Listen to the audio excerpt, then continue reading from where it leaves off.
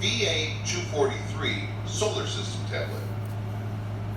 One of the most controversial seals ever discovered and discussed among scholars is dubbed VA-243 and seems to depict, according to many, 12 planets within our solar system, with the Sun at its center.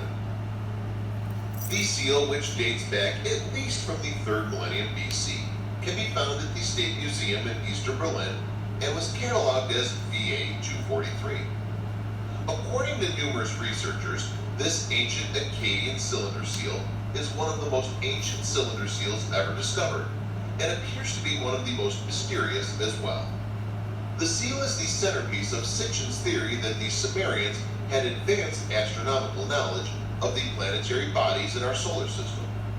This knowledge was allegedly given to Sumerians by extraterrestrials, whom Sitchin identifies as the Anunnaki gods of Sumer Mesopotamian mythology.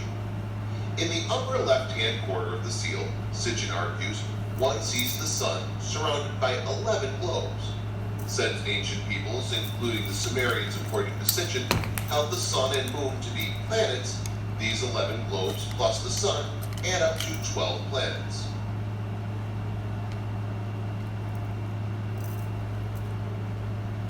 Of course, since we now know of 9 planets plus our sun and moon, part of Sitchin's argument is that the Sumerians knew of an extra planet beyond Pluto.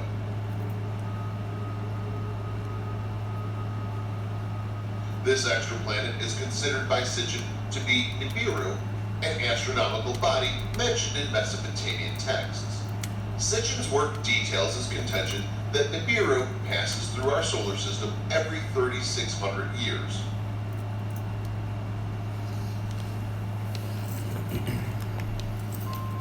And so some believe in Sitchin's theory, contend that Nibiru will return soon.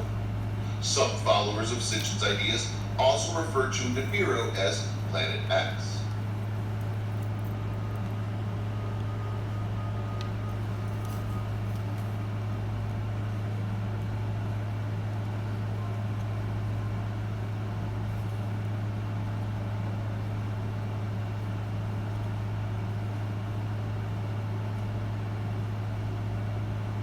The cylinder seal of Asher.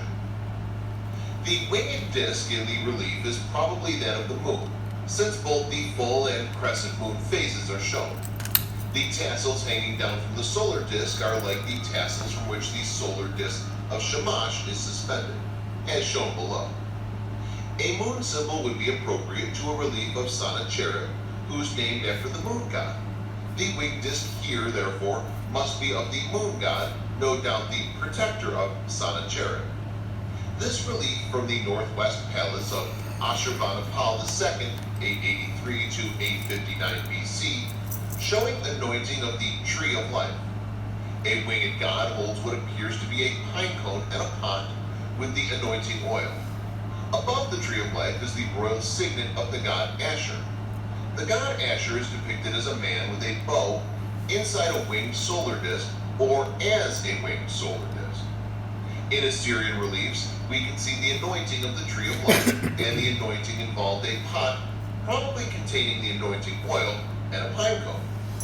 We see the ceremony being conducted both by an attendant of the palace and an eagle-headed god.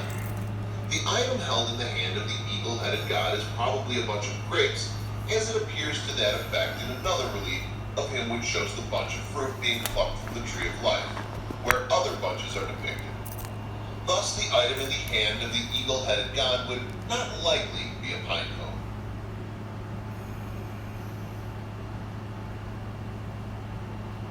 The Sumerian Starman.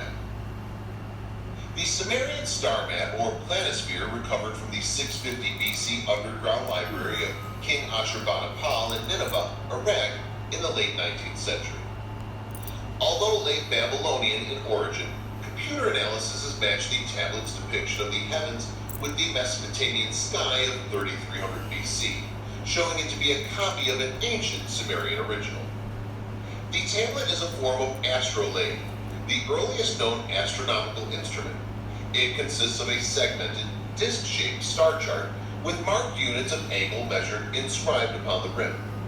Unfortunately, considerable parts of the planisphere on this tablet are missing, approximately 40%, damage which dates to the sacking of Nineveh. The reverse of the tablet is not inscribed.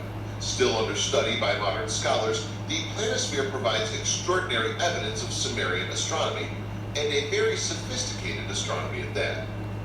In 2008, two authors, Alan Bond and Mark Hempsel, published a book about the tablet called A Sumerian Observation of the Koful's Impact Event. Raising a storm in archaeological circles, they retranslated the cuneiform text and found that the tablet is far more than a standard astrolabe. It records an ancient asteroid strike known as the Koful's Impact, which traveled across the Middle East and struck Austria in 3100 BC.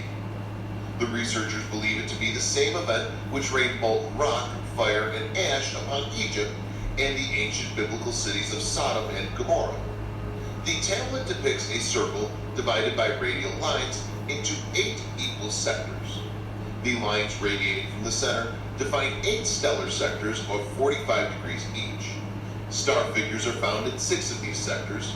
God names are used to signify Orion and the Milky Way, in addition to known Sumerian star constellation names. The 8 sectors include constellations depicted in addition to being written, along with star names and their attendant symbols. The intact sections display cuneiform text naming stars and constellations, as well as points and diagrams including arrows, triangles, intersecting lines, and an ellipse, which comprise schematic drawings of 6 stars and constellations. The constellations depicted in each sector are drawn as dots representing stars connected by lines. Constellation figures are identifiable in the 6 undamaged sectors. These stars and constellations shown are identified as 1. Libra, 2. Not identified, 3. Sirius, arrow, 4. Pegasus and Andromeda, field and plow, 5. Not identified, 6. Pleiades, 7. Gemini, 8. Hydra, Corvus, and Virgo. Thus, the circular star map divides the night sky into 8 sectors and illustrates the most prominent constellations and their direction of movement. The Instructions of Shirapak. The Instructions of Shirapak are a set of 4,600-year-old Sumerian proverbs given by a king to his son, which essentially set out how he should behave. The ancient inscriptions were engraved in cuneiform script on clay tablets, and today they are among the oldest surviving literary texts in the world. Several researchers have compared the Instructions of Shirapak to the 10 Commandments and some of the Proverbs in the Bible. The inscription reads in part, "Do not buy an ass which brays too much. Do not commit rape upon a man's daughter. Do not answer back against your father." Even at the dawn of the written word, people look to a more ancient past.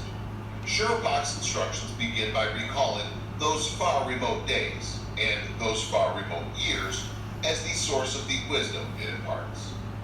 Linguists estimate that the Proto-Indo-European language was spoken around 5,500 years ago, but they've dated another ancient language, Proto-Afro-Asiatic, the grandparent of languages like ancient Egyptian, Hebrew, and Arabic, to 10,000 to 20,000 years old.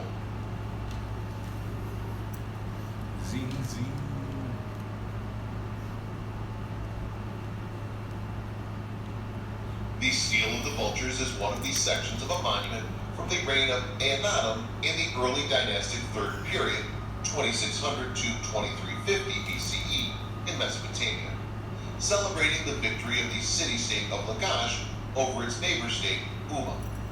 The stela shows various battle and religious scenes and is named after the vultures that can be seen in one of them. The stele was originally carved out of a single slab of limestone. Only 7 fragments exist today. They were found in Tello, ancient Girsu, in southern Iraq in the late 19th century, and are now on display in the Louvre. Other sectors of the stela depict various incidents of the war.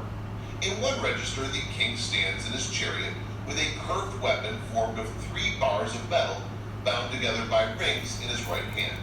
His gilded followers, with helmets on their heads and lances in their hands, march behind him. In another register, a figure, presumed to be that of the king, rides on his chariot in the thick of battle. On the other side of the stele is an image of Ninurta, a god of war, holding the captive Uyates in a large net. This implies that Eannatum attributed his victory to Ninurta, and thus that he was in God's protection.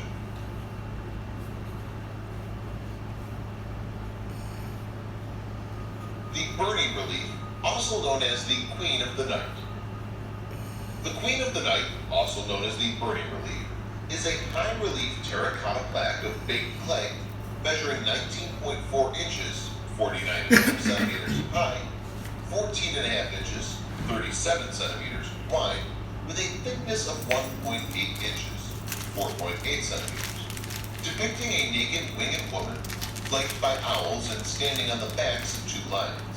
It originated in southern Mesopotamia, modern-day Iraq, most probably in Babylonia, during the reign of Hammurabi, 1792 to 1750 BCE, as it shares these qualities in craftsmanship and technique with the famous diorite stele of Hammurabi's laws and with the piece known as the God of War from that same period. The woman depicted in the relief is acknowledged to be a goddess as she wears the horned headdress of a deity and holds the sacred rod and ring symbol in her raised hands. Not only is the woman winged, but her legs taper to bird talons, which seem to grip the lions' backs, and she's shown with a dew claw on her calves. Along the base of the plaque runs a motif which represents mountains, indicating high ground. Who the winged woman is, however, has not been agreed upon, though scholars generally believe her to be either Inanna, Ishtar, Lilith, or Ereshkigal. The piece is presently part of the collection of the British Museum, Room 56, in London.